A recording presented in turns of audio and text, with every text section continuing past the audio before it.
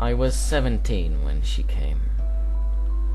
I'd been living with my abusive mother for 17 long and painful years. It was around midnight, and my mother was already asleep.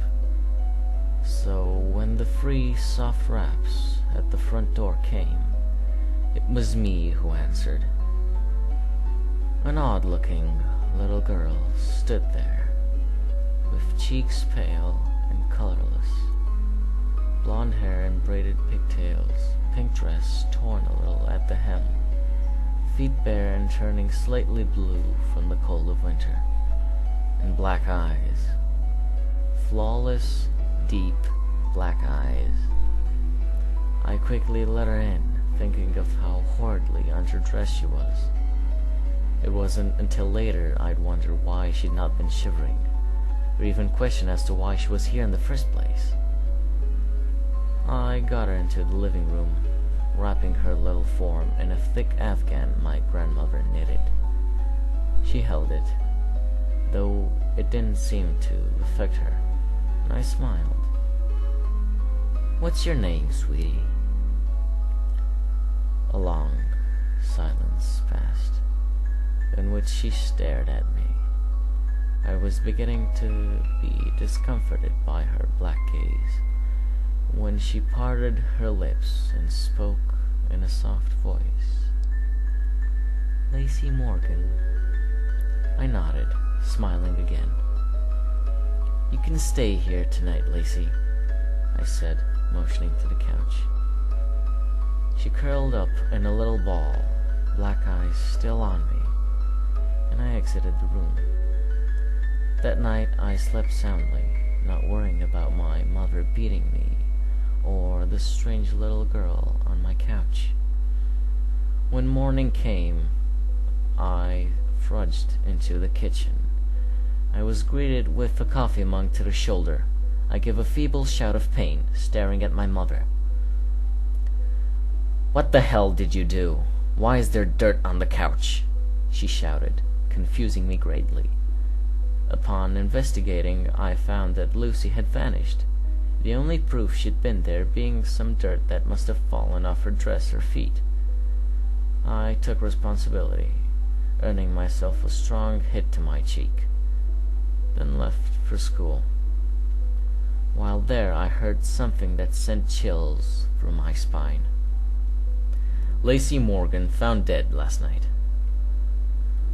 I passed the day waiting for any more news on the subject, but found none.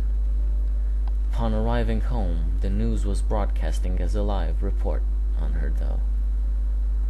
Lacey Morgan, 6 years of age, was reported dead at 7 last night. Her body was located in the backyard, buried there in her pink dress. So far, there has been no sign of her mother, Marissa Morgan, who is suspected to be the killer. Marissa had reportedly abused Lacey multiple times and may be responsible for her death. Suddenly, a picture of Lacey appeared on the screen. She appeared very close to how she had when I met her. Blonde hair and braids, pink dress, pale face.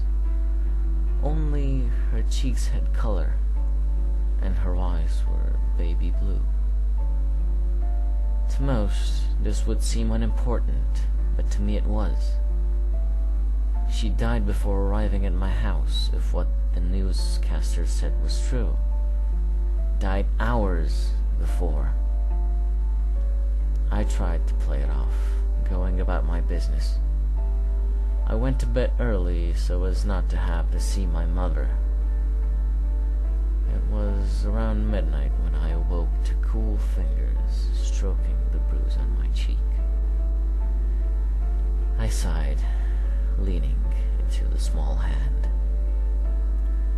"Never again," Lacey whispered before her hand vanished.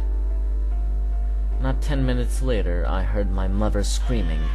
I rushed into her bedroom, nearly fainting at what I saw. My mom was thrashing wildly on her bed, a small creature having buried its face into her chest. I could hear the sound of tearing flesh, and my mother's screaming increased in volume. I wished I hadn't gotten up. Later on, I tell myself I hadn't, but I had.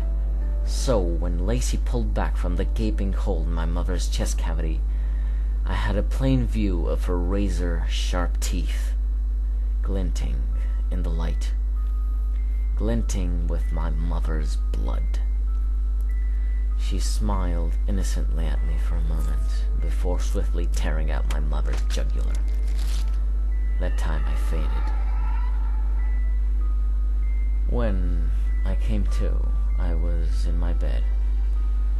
I walked to my mom's room, morbid curiosity getting the best of me. Upon opening the door, I found the room empty. The bed was made neatly, as if my mom had left for work early. The only oddities were the dirty child's footprints and the open window, showing that Lacey had, in fact, visited.